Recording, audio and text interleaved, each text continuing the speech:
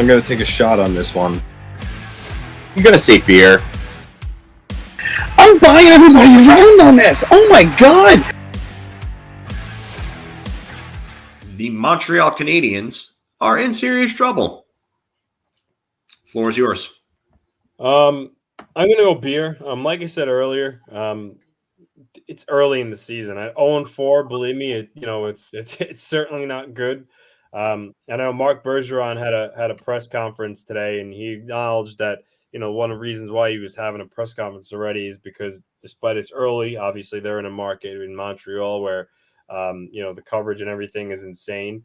But I think they do have their issues. Carey Price is out. Shea Weber, he's probably not going to ever play again. And Price, more specifically, is a huge loss. I mean, that's a tremendous loss.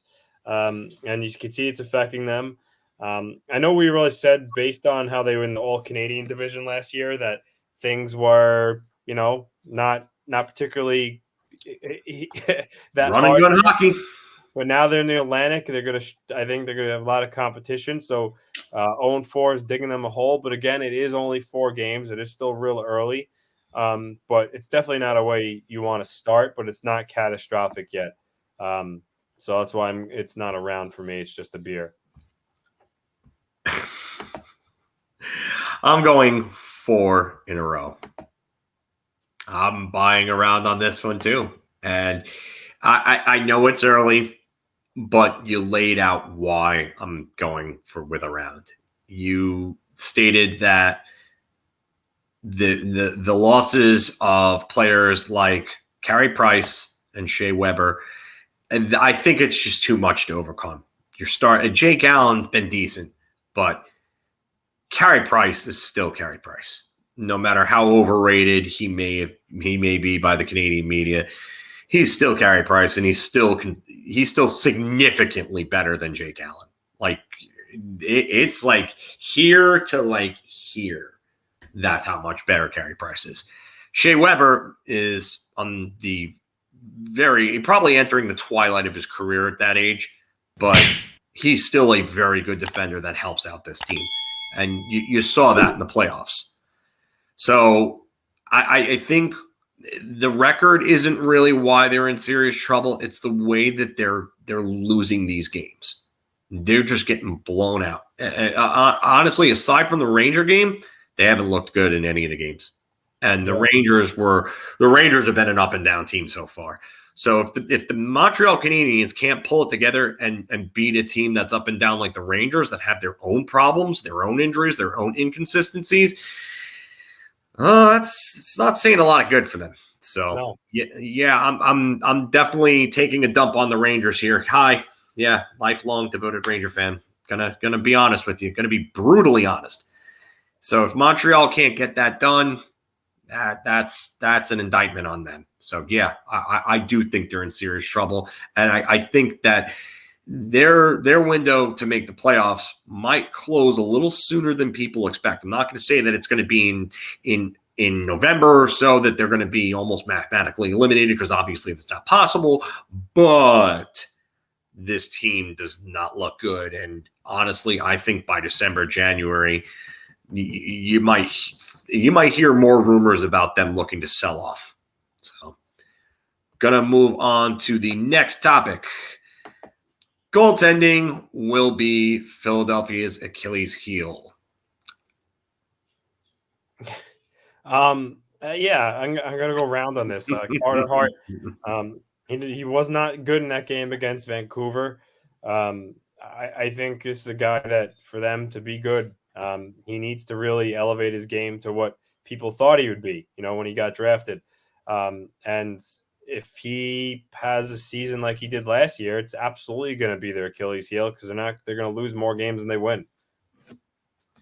Yeah, I just, you know what? It's carried over. I know it's early, but it's carried over. It doesn't look right, and it doesn't look good for Philadelphia. They're going to have to get their situation sorted out in goal, because if this is something that's going to carry on and Carter Hart's not going to get back to where he was, a couple of years back, then that's a big problem for them going forward, because who's their goaltending depth behind Carter Hart? Alex Lyon? Martin Jones. I mean, but what prospects did they have that are really going to come out?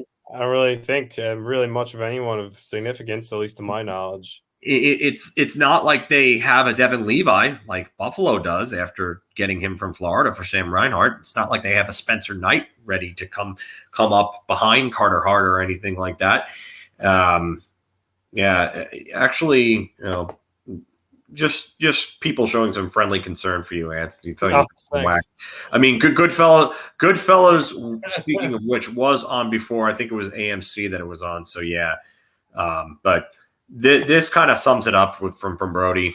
They can't ever shake the revolving door.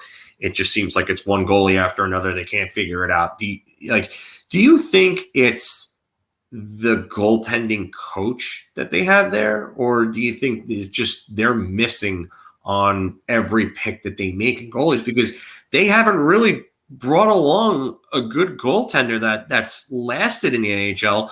Again, this is going to discount guys like Czechmanek and Niittymaki, who were okay for a minute, but they haven't really had a real goaltender since Ron Hextall.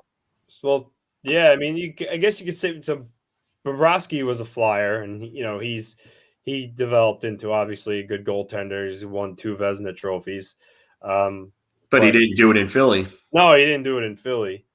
I mean, I can't say it's the goaltending coach because it's been going on for so long. I just think they just miss on goalies and make bad decisions, and I feel bad for him, but. Oh, wait. So you mean how kind of like the Rangers haven't been able to draft a 60-point forward that stayed with them since Tony Amonte then, right?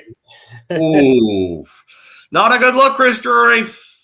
So again, though, it's early, so I got to give Carter Hart some time, but it's definitely a valid conversation, and if he doesn't bounce back, the Flyers are in trouble. And I love how Mark actually waved to me while watching this. That's amazing. Mark, I'm doing okay with it. I had to tell everybody that they had to just bear with me for a second. And I apologize for being slow and a little short on the comment interaction there. But we're going to go on to our next topic here. And lo and behold, look who's at the center of controversy again. Nikita Kucherov's injury will prevent Tampa Bay from winning the Atlantic Division. I'm going to start this one off, and I'm going to buy everybody a round. Looks like Philk is feeling generous today. This is bad enough because Florida looks like they're the improved team with a ton of depth. We know Tampa's got the championship panel. They've got the pedigree. I think that they are probably on a little bit of a downtrend, Tampa. I think that if they can make some moves at the deadline, they can win the division. But now that this has happened, I don't see how that works. Unless they're somehow going to just come out of nowhere, and I'm going to have to use the Jackie Chan meme where he's just like this because they come out somehow and get Jack Eichel. Which I'm not saying it's going to happen. I don't think that's going to happen at all. I think it's even less likely that they get them than the Rangers. But Tampa somehow pulls a heel move and makes some shocking move and somehow gets somebody. But Florida is just too good. If Ekblad's not out for a serious amount of time and they go out and get a defender at the deadline, I think they're winning that division, and I just think this Kucherov injury, we don't know how long he's going to be out for, is just really going to stop them from doing that. So I'm going round just because of how good Florida is this year. They lost their whole third line that was so good for them last year. They're a different team without them, those 3 guys, and now when you minus Kucherov from the lineup too, they're just simply not as good as they were last year. And again, with Florida being better, Toronto still being Toronto, a regular season team, the Bruins still hanging around. I don't see how they'll win the Atlantic Division with Kucherov out for an extended period of time. Yeah, I don't see it. If this was any other year and Florida was still one of those teams where you just thought that they didn't have the depth to do it, okay at that point. Toronto could be a problem, especially if they go out and they finally get the pieces that they need. I don't see Boston being an issue. I don't know if I trust Allmark, but I definitely think that Florida and Toronto could really give Tampa Bay a lot of problems because Toronto's offense is still going to be really, really good with the Big Four. Moving on to the next topic. Tristan Jarry and the Pittsburgh Penguins are greatly underestimated. I'm going to take this one to start, and I'm going to break my trend of buying everybody around. I'm only going to go with a beer this time. So the reason why I do this is because of the fact that I think that they've gotten somewhat lucky in some of their games. Pittsburgh played Tampa Bay. Tampa Bay is a depleted team depth-wise. Pittsburgh absolutely outworked them in that game. I'll give them credit. They've played some real good hockey. They've lost, I believe, in a shootout in another game, and they lost and they won another. I really think that this is always how it is with them. They somehow find a way to get some wins, and then Crosby and Malkin will come back, and they'll be all right, and they'll start winning some games. I don't think that they were greatly underestimated. I think that people were talking about them not making the playoffs. I also think that this team is sort of playing over their head because I don't understand. I don't see, I should say, how they sustain playing the way that they are without Crosby and Malkin. Eventually, at some point, it's going to come to an end, and they're going to start losing games. And that's when we're going to look at, oh, well, here's the conversation again. Is Pittsburgh done? So I'm going to buy a beer. What about you, sir? I'm actually going to take a shot on this. They've been okay without Crosby and Malkin. They've played well at times, but when it comes down to it, Tristan Jarry still is not a good goaltender. Denton Heinen actually scored a couple times for them. I don't really think he was, a great addition, or at least a downgrade from McCann and Tanev. But he's played okay for the first couple of games of the season. But I really don't think over a long stretch of time he's someone that they could really rely on. Jeff Carter's 36 years old, and really all circles back to Tristan Jarry. I don't think he's that good.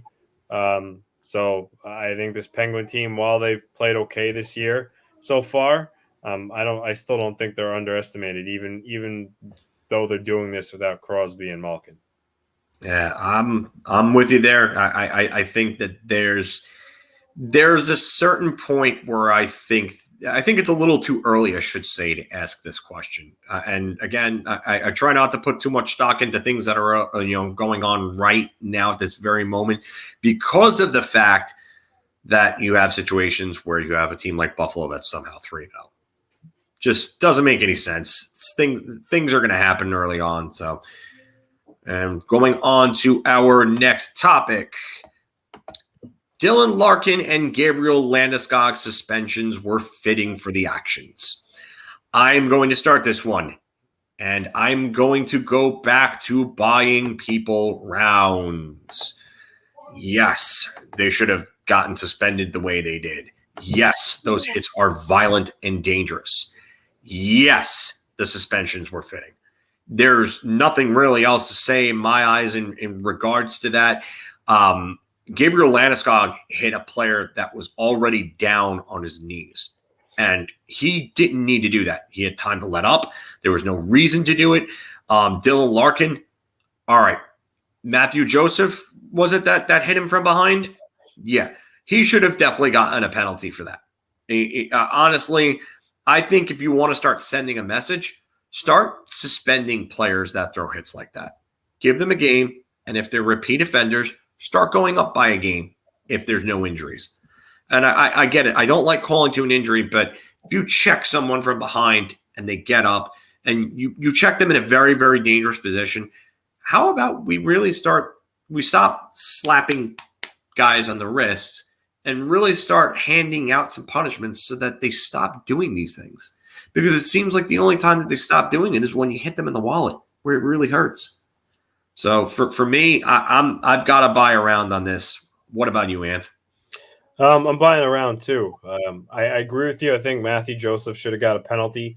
I get Dylan Larkin was upset, but you can't get up and just go vigilante and just punch someone like that. I mean, it's it's dangerous, frankly, and you can't do it. I mean, it reminds me of when Ryan Holloway boarded Chris Simon's head into the glass, which should have been a penalty and was rather dirty, but Chris Simon can't get up and swing his stick at him because of it. And similar on a lesser scale, I mean, Dylan Larkin can't just get up and swing at Joseph for the hit. No. But so the suspension was fitting. It was dumb. I'm sure he'll learn from it. Dylan Larkin's not a dirty player at all. It's the first time he ever had any other type of disciplinary actions held against him. I think he'll learn from it. Yeah, I don't like seeing that. I get that officiating needs to be better. I've been talking about cracking down on hits like that for years. Get it out of the game. I know. I don't know if you remember this. I'm pretty sure a lot of Ranger fans will. But during the 12-13 season, when I believe it was Patrick Coletta hit Brad Richards into the boards from behind and he was down, and it looked like a lot of us thought that he was going to be paralyzed from the neck down because he had a stinger and he couldn't move at all for like a good 5 minutes. He ended up, leaving the game, and he was all right in the end. But, I mean, that was really, when you think about it and you look back on it, that was probably the moment where you realize that Richards was in the twilight of his career. It was that moment. But we got a couple more topics left. If you like that video, we got a lot more. So check out any of these that are right over here. And don't forget to like, share, and subscribe. Your ideas are intriguing to me, and I wish to subscribe to your newsletter.